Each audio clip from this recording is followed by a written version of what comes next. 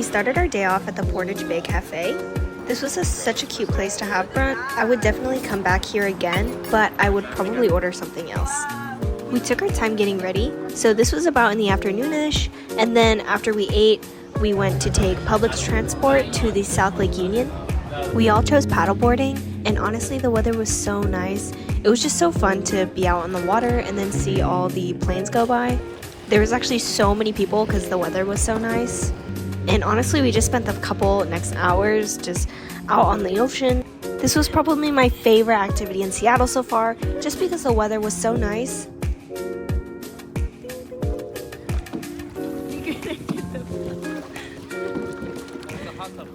Oh my god, don't whack me with that. There's actually a lot of sailboats out today, and we even ran into a group who told us about like a sailing club where you can take lessons and also take the sailing test.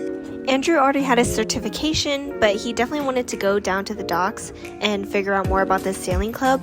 And then after, we took the public transport to go home, get ready, and then we headed for dinner. We went to this really nice seafood place called Duke's.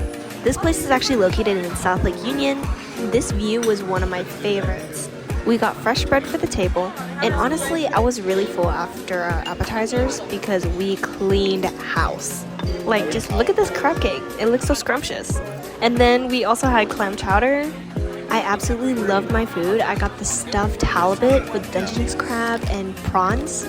Jerry and Bree also got halibut, and then Andrew got like a salmon pasta, and all of it was super good. Like, I would definitely come back here again.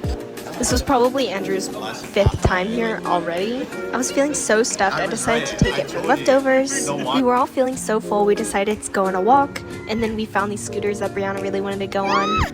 And then after learning how these work, I think Brianna wanted to do the bike, but it didn't end up well.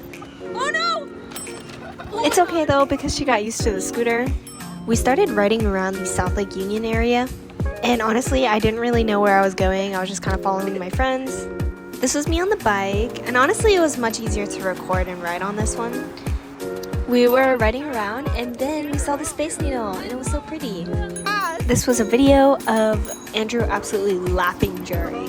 And then we got closer and closer to the Space Needle, and I really recommend actually going to the bottom. It's a really cool visit, and also a really nice picture.